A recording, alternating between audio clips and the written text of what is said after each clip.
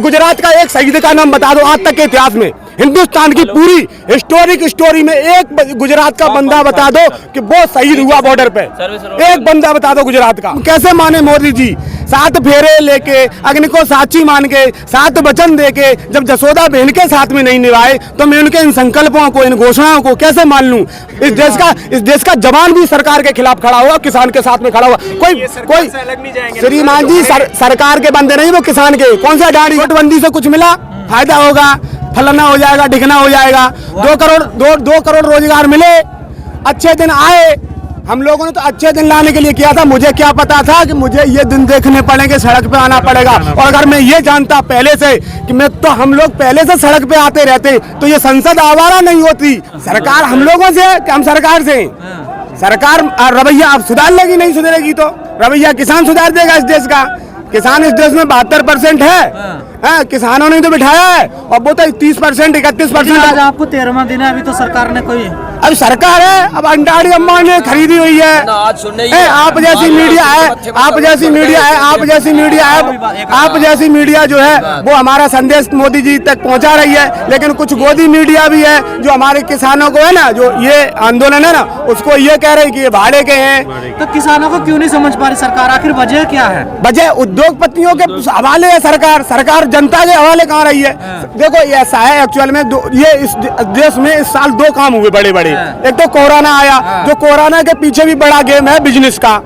उसमें WHO, world bank, Rothschild, Rockefeller, ID 2020, Bill Gates, Melinda Gates और Gavi, global alliance for vaccine immunisation, इन सारों का जो वैश्विक स्तर पे जो व्यापार करना चाहते हैं, वो कोरोना को तो माध्यम बना के अपनी वैक्सीन बेचना चाहते हैं। आपको शायद पता होना चाहिए कि जो अभी भारत बायोटेक कंपनी जो उसका Indian council of medical research से समझौता हुआ है, और वो पूरे हिंदुस्तान के जो कोरोना पीड़ित है उनको वो देगी दवा, और 200 रुपए की वैक्सीन लगाएगा हर बंदा। तो वो तो उन्होंने भारत बायोटेक ने तो नीता अंबानी के माध्यम से बिजनेस कर लिया। अब 130 करोड़ लोगों को जब वैक्सीन लगेगी 250 रुपए की, तो आप समझिए, और ये धंधा 20 साल तक चलेगा। अब दूसरी बात पे मैं आता हूँ। दूसरी बात ये है कि फिर उन्होंने देखा कि वो मिलिंडा गेट्स और बिल गेट्स इतना बड़ा गेम कर रहे हैं, तो अनिल अंबानी के और मुकेश अंबानी के और इनके क्या नाम अडानी के, इनके मन में भी ख्वाब हुआ कि हम क्यों ना ये कोरोना पीरियड में उन्होंने देखा कि सारी की सारी जो विकास दर थी वो -24 में चली गई,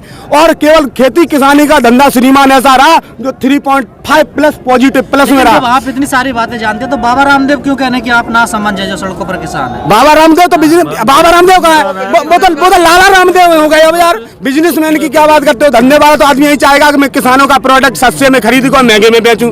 बाबा रामदेव जब थे तब थे, अब तो लाला रामदेव है श्रीमान। रामदेव का PM मोदी गरीब परिवार से आते हैं, चाय बेचने वाले हो, किसानों का कभी बुरा नहीं सोच सकते। नहीं, मैं ये बताता हूँ कि मोदी जी जो कहते हैं, मोदी जी जो बोल के आते हैं, वो सारे के सारा पहले सरकारें है ना, सरकार सत्ता में आने से पहले अपना घोषणा पत्र जारी करती थी। लेकिन अब की जो भाजपा सरकार है इसने तो संकल्प पत्र लिया। अब हम कैसे माने मोदी जी? 7 फेरे लेके, अग्नि को साक्षी मान के, 7 वचन देके जब जसोदा बहन के साथ में नहीं निभाए तो मैं उनके इन संकल्पों को, इन घोषणाओं को कैसे मान लूं। नोटबंदी से कुछ मिला, फायदा होगा, फलाना हो जाएगा, ढिकना हो जाएगा। 2 करोड़ रोजगार मिले, अच्छे दिन आए।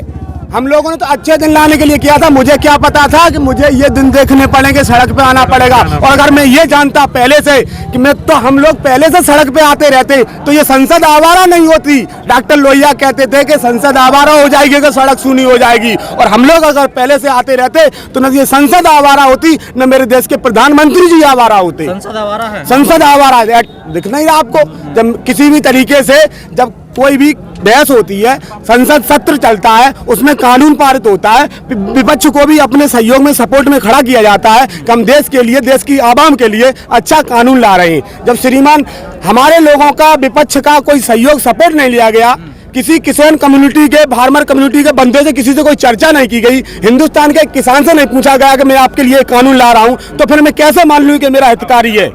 लेकिन कई संगठन जो किसानों संघ वो तो समर्थन कर रहे हैं। कौन एक संगठन बता दो, आप एक संगठन का नाम बताओ। जानते तो आप भी हैं। ना आप एक संगठन का नाम बता दो। मैं नहीं जानता हूँ उस बात को। मुझे पता है कि देश किसान संघ, भारतीय किसान संघ वो हमारा है। वो तो जैसे RSS है बीजेपी की, वैसे ही भारतीय किसान संघ है बीजेपी का। वो कोई एजेंट, वो सरकार के दलाल हैं। मतलब किसानों का नहीं वो संघ आप नहीं जानते हैं, जैसे राष्ट्रीय स्वयंसेवक संघ है, जैसे भारतीय किसान संघ है, उसकी तो ब्रांचेज है, उसकी RSS की और बीजेपी की है, तो वो कैसे हमारे पक्ष में खड़े हो जाएंगे? वो तो सरकार का एक वो स्तंभ है वो। लेकिन सर टीवी पे चल रहा है कि भारत बंद का कोई ज्यादा असर नहीं पड़ रहा है। क्यों ज्यादा असर नहीं पड़ रहा है? पूरा हमारा हम देख रहे हैं, पूरा देश जाम है, और शाम तक देखना कूचा कूचा गली गली जाम हो जाएगा। हर किसान जो खेत में बैठा है उसके भी मन में ये लालसा है किसान का ये काला कानून रद्द हो और हमें MSP कानून के दायरे की गारंटी में आनी चाहिए। नहीं, MSP को तो सरकार कह रहे, मंत्री जी ने कल भी ट्वीट करके कहा कि MSP तो रहेगा। MSP तो कानून कानून कहाँ बना रहे? अब हम किसान अपना हक मांग रहे। अरे किसी के बाप की जागीर है भारत, क्या अपना ही चलाओगे? ये देश का किसान क्या करेगा? अपनी खेती बेचेगा क्या? ऐसे कानून पारित कर रहे हैं आप। तो कहाँ से आए हो आप? सहारनपुर से आया, ब्लॉक में खोड़ो।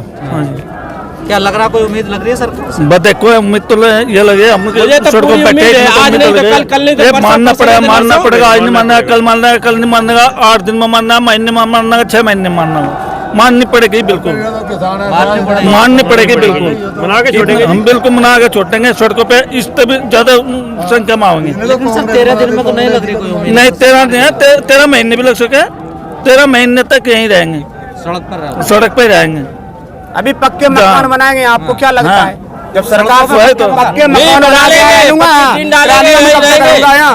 या घर बना के दिखा दूंगा मोदी सरकार को, सड़क पर घर बना के दिखा दूंगा। किसान जब घर जाएगा नहीं, यहीं रहेगा, तो खुले आसमान के नीचे कब तक रहेगा? ये आपके इधर हाथ पे जो देख रहे हैं आप, इतनी बड़ी तादाद में फोर्स, इसका क्या करेंगे? फोर्स भी हमारे किसान के है। ये फोर्स हमारे किसान एक मिनट, फोर्स खुद इनके विरोध में खड़ा होगा। आपको पता है पुरानी पेंशन उसकी 50% कर दी, जवान इनके विरोध में है। अभी तो किसान निकला है भाई साहब, एक एक बंदा निकलेगा हर डिपार्टमेंट से, हर विभाग से, इस देश के खिलाफ। इस देश का जवान भी सरकार के खिलाफ खड़ा हुआ, किसान के साथ में खड़ा हुआ। कोई श्रीमान जी सरकार के बंदे नहीं, वो किसान के। कौन सा गाड़ी का? एक गुजरात का एक शहीद का नाम बता दो आज तक के इतिहास में, हिंदुस्तान की पूरी हिस्टोरिक स्टोरी में एक गुजरात का बंदा बता दो कि वो शहीद हुआ बॉर्डर पे। एक बंदा बता दो गुजरात का। लेकिन सरकार बात क्यों नहीं मान रही आपकी? क्या आपको किसान नहीं समझ रही? क्या वजह क्या है? सरकार ऐसा है, सरकार हठ धर्मता पर रहती है। इन्हें ये घमंड से भरे हुए हैं। इन्हें ये लगता है कि जो मैं कानून थोपता जाऊं, जो मैं बोलूं। और सरकार में बंदा ऐसा होना चाहिए जिसका परिवार हो, जिसके बच्चे हो, जो दुख दर्द समझता हो। ये लोग सरकार में ऐसे लोग बैठ गए, निर्मोही लोग, जो अपने घर को छोड़ चुके, परिवार को त्याग चुके। इत्तेफाक से हम लोगों ने अच्छा समझा, मुझे क्या पता कि ये भेड़ की खाल में भेड़िया है।